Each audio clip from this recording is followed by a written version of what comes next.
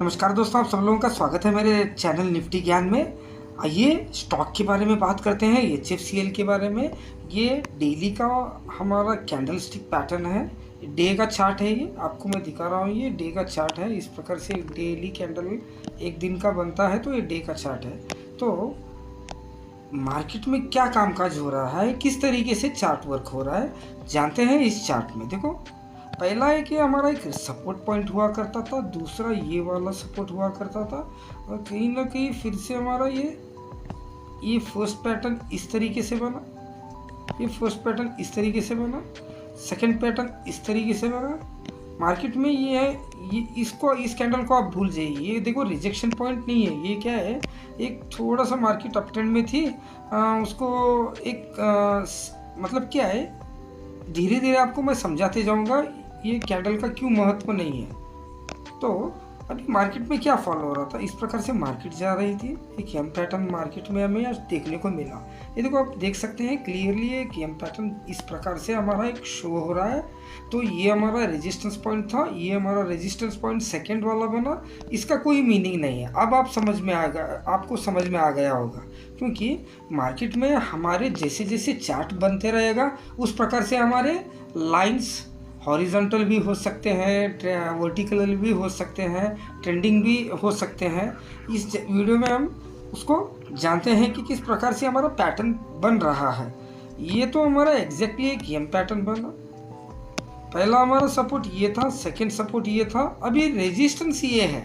हम कहीं ना कहीं ये सपोर्ट के ऊपर है और एक रेजिस्टेंस के नीचे है, क्योंकि ये हमारा रेजिस्टेंस लाइन बना, ये हमारा सपोर्ट लाइन बना। तो जहाँ पे हम यहाँ से निकले थे ना, तो हमारा यहाँ पे एक एम पैटर्न बनना पॉसिबिलिटी था, लेकिन ये कंटिन्यूशन कब होता, ये अगर क्लोजिंग यहाँ ना देखे, अगर कहीं यहाँ पे देती तो थोड़ा ये चार्ट वीक नज़र आता है, क्योंकि फिर से ये 82 तक भी आ सकता था। अगर आने वाले टाइम पीरियड में अगर ये क्लोजिंग यहाँ पे ना होके यहाँ पे होती, तो ये डायरेक्टली ये एक सपोर्ट पे आके यहाँ पे अब फिर से एक टाइम जोन स्पेंड करके या तो नीचे के साइड पे रख देता या तो ऊपर की साइड पे रख देता। तो हमारी पॉसिबिलिटी क्या हुई आज यहाँ पे, एक तरीके से देखो, ये एम पैटर्न बना, ये हमारा रेजिस्टेंस पॉइंट बना। अब सपोर्ट का पॉइंट तो ये काम कर रहा है, तो क्या हमारा ये सपोर्ट एग्जैक्टली है, आइए इसको भी जानते हैं। क्योंकि ये वाला हमारा एक फर्स्ट सपोर्ट था, सेकेंड सपोर्ट, क्या ये थर्ड सपोर्ट है। तो एक लाइन हम ड्रॉ करके देखेंगे मार्केट में, एक ट्रेंडिंग सपोर्ट लाइन हम ड्रॉ करेंगे मार्केट में। इस प्रकार से देखो, ये डेली कैंडल में मैं आपको लाइन ड्रॉ करके दिखा रहा हूँ इस प्रकार से। ये देखो, आपको धीरे धीरे चार्ट में आपको इंटरेस्टिंग आता रहेगा कि क्या बन रहा है मार्केट में। देखो, हमारा एक क्लियर कट, ये हमारा एक यहाँ पे मार्केट ने सपोर्ट लिया था, ये एक सपोर्ट, ट्रेंडिंग सपोर्ट का लाइन एक्ट कर रहा है। सेकेंड टाइम यहाँ पे मार्केट ने सपोर्ट लिया था, थर्ड टाइम यहाँ पे लिया था। तो हमारा एक इन्वेस्टर के हिसाब से हमारी इन्वेस्टिंग किस प्रकार से रहनी चाहिए थी स्टॉक में। देखो, पहला हमारा एंट्री पॉइंट ये था, सेकेंड फिर एड ऑन करने का पॉइंट था, थर्ड ये फिर से एड ऑन पॉइंट करने का पॉइंट था, क्योंकि ये सपोर्ट की तरह रिएक्ट कर रहा है। मार्केट इस प्रकार से जाती हमें चार्ट में दिखाई अभी आने वाले टाइम पीरियड में हमें देखने को मिल सकती है।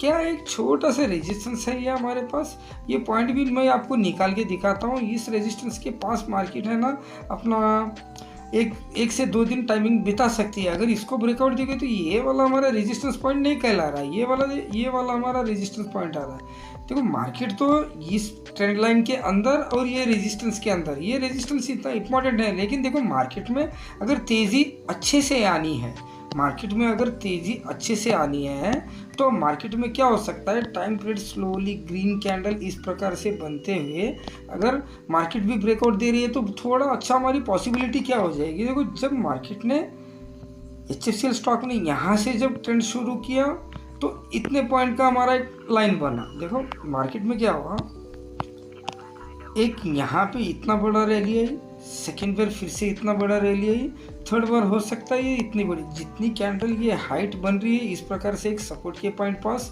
उतना बड़ा एक हमारा एक रिजेक्शन पॉइंट होगा।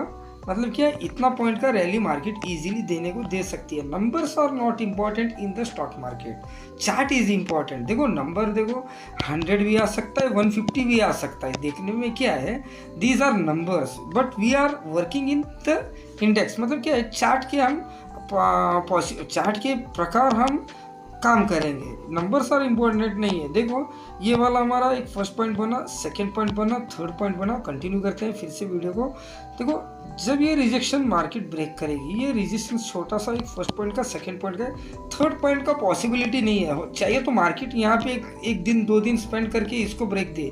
ये पॉइंट क्या निकल के आ रहा है, कहीं ना कहीं 108 का पॉइंट निकल के आ रहा है। ये रेजिस्टेंस पॉइंट एक 108 का निकल के आ रहा है।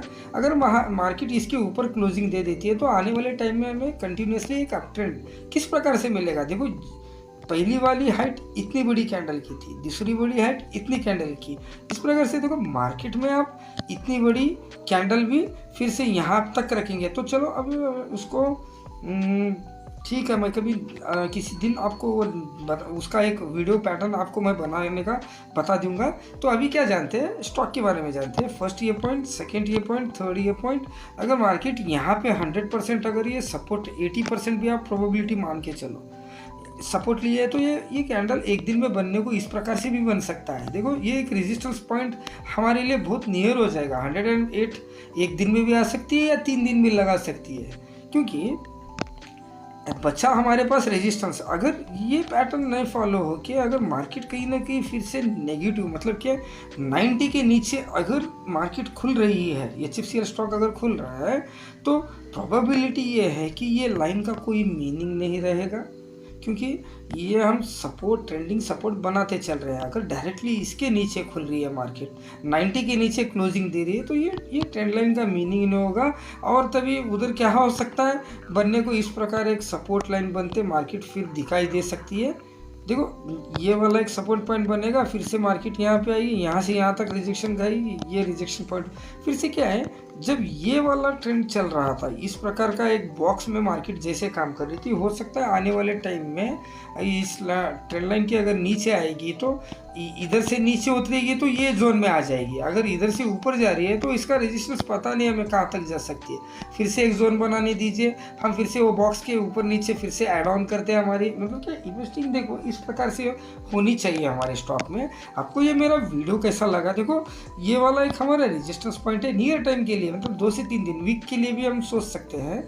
ये वाला एक सपोर्ट पॉइंट है, हर वक्त ये सपोर्ट का पॉइंट ही काम करेगा। देखो मार्केट बनाने को इस प्रकार से भी बना सकती है, ये वाला एक सपोर्ट है, ये एक चैनल है, इस प्रकार से भी आप बनाते हुए निकल सकते हैं। पॉसिबिलिटी बहुत जोन क्या, अगर ये वाला पॉइंट में चार्ट काम करते हुए नजर आएगा, फिर से 120 तक, ये 125 तक टच लगेगा, हो सकता है फिर से वो 100 को आ जाए।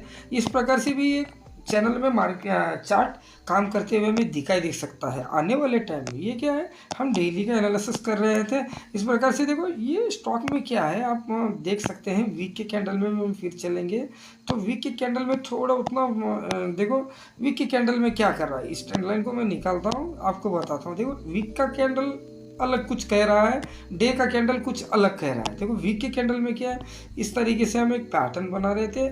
क्या ये पॉसिबिलिटी है मार्केट फिर से यहाँ से रिजेक्शन खाते हुए एम पैटर्न बनाते हुए नीचे आ सके, क्योंकि पॉसिबिलिटी वीक के कैंडल में अलग है, डेली का हमारी स्ट्रैटेजी अलग हो सकती है। तो वीक में ये इस तरीके से एम पैटर्न भी बनाते हुए फिर से यहाँ तक 80 तक भी इन द टाइम आ सकता है। अगर ये यम पैटर्न नहीं बनता है, इस तरीके से ऊपर निकलता है, तो पॉसिबिलिटी ये हो सकती है कि इस प्रकार मार्केट में हमें चार्ट बनता हुआ नज़र आ सकता है। अगर ये ब्रेकआउट देगी तो अच्छा जाएगी। वीक कैंडल में देखो बनने को एक एक कैंडल देखो यहाँ से निकले यहाँ तक गए हम, ये पैटर्न इस तरीके से शो कर रहा है। लेकिन क्या है आने वाले टाइम में ये कैंडल अभी क्लोजिंग नहीं देगा, ये जो ये फ्राइडे को क्लोजिंग देगा तो ये कैंडल डिसाइड कर सकता है। एक्चुअली क्या था, ये इन्वर्टेड हैमर कैंडल है मार्केट में, ये एक इन्वर्टेड हैमर कैंडल है।